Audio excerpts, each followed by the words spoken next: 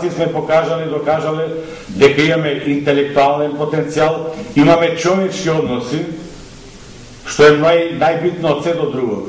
Во нашата генеза, заради нашето патење со генерации кои што разни структури кои што биле на власт знаеле да ги наметнуваат нивните потреби, но нашиот народ секогаш бил стрплив, со макотрпна работа, успел се до тоа да го надвладува и да се донесе она позитивното нашето македонското во себе. Благодарам, не ве задржувам, се надевам во други прилики, на други манифестации, ќе може поопширно да се отворат и овие теми, што за жал верувам дека владата како влада да имаше можност многу повеќе ќе ги отвори, но ете тие притисоци што ги има, ние како политички затвореници ја разбираме владата и не вршиме никаков притисок по однос на тие закони што ви кажат дека се веќе во државата воспоставени. Благодарам.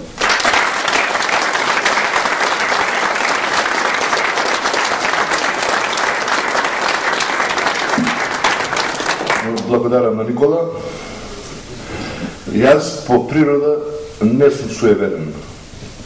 Имам летено во авион на 13 во петок. Меѓутоа, верувам во Божја промисла. Сега овде ќе ви кажеме на случка или Божја промисла, која што прв ја кажувам. Јавно, може би сум ја спомнал само пред мојот пријател Киро Кипровски. 2002 година во друштво со неколку луѓе, од нив, меѓу нив еден од Струмица, Слободан пратеникот, првиот пратеник во првото собрание, ми кажува дека има една женечка во Струмичко која што е наследничка на Ванга и ја предвидуваат иднината. Вика вака порача, дека оваа влада на ВМРО-ДПМН направи многу штета. Ќе дојдат од спротивниот табор, од левите партии. Они ќе бидат уште полоши од оваа влада. Послед нив ќе дојде човек еден, млад човек, од источниот дел на Македонија. Ќе биде председател на партијата на десните, тој ќе биде председател на владата на Македонија, ќе биде добар премиер и Македонија ќе ја биде. Ние неколку луѓе разговараме кој може да биде тој човек од источна Македонија. Почнаме прво од професорот Клюсев, меѓутоа он ни беше стар во години. Не ни одеше во нашиот есап. Слободан му спомна дека па јас сум од постарите и јас не сум многу млад. Нагаѓавме и се откажавме. Значи не можевме да погодиме која е таа личност. 2002-2003 година постарите се сеќаваат, јас правев кампања за промена на раководството во партијата. Прв излегов во медиумите јавно, иако ме напаѓа, некој не може да ме разбере. Меѓутоа, за моја среќа и за среќа денес како што гледам и за Македонија, дојде до промена на раководството. Неколку пати барав оставка лично од тогашниот председател на ВМРО-ДПМН да се повлече за доброто на партијата, за доброто на Македонија. Меѓутоа, во ниеден момент не размислував кој да го наследи. А новинарите очекуваат, ако кажеш дека еден не е добар, значи да кажеш кој е добар. И во една прилика, еден итар новинар ми вика: добро, господине Ковлевски, вие цело време барате оставка од председателот на партијата.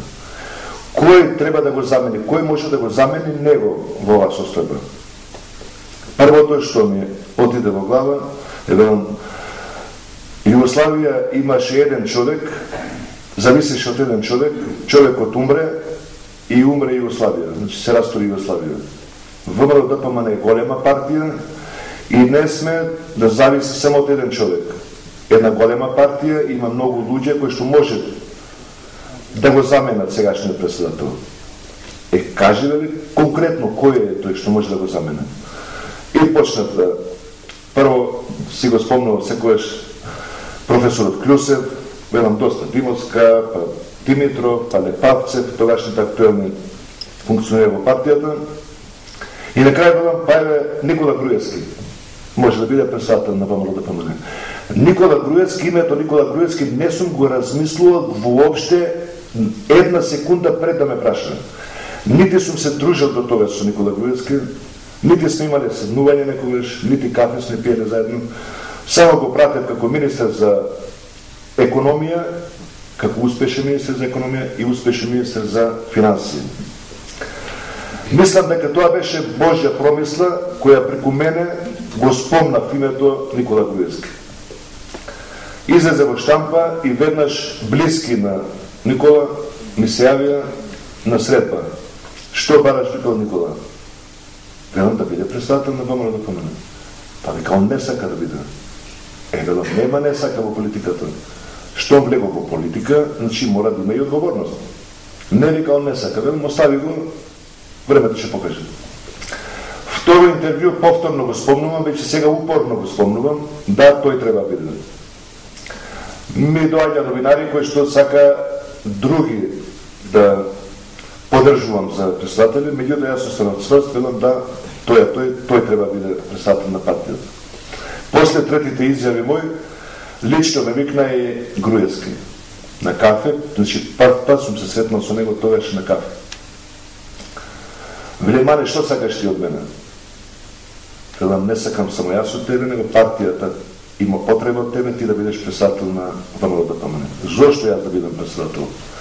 Велам, имаш добри можности да ја водиш партијата, добар организатор си, добар менаџер. На ВМРО-ДПМН, осем патриот, му треба и менаџер. Првата следба не прифати веднаш, меѓутоа ме повика уште еднаш и повторно тогаш отидовме со професор Клюсев и тогаш даде согласност доколку имам поддршка од старите членови на ВМРО-ДПМН, додека имам поддршка од задграничните комитети, ќе прифатам. И така, за наша среќа, денес го имаме како председател на партијата и премиер на Република Македонија, човекот кој што цврсто ја води партијата и цврсто ја води Македонија. Човекот кој што во ниеден момент нема попушти да си го сменим името, ќе оставиме достоинствени затоа што човекот е од спор. Благодарам.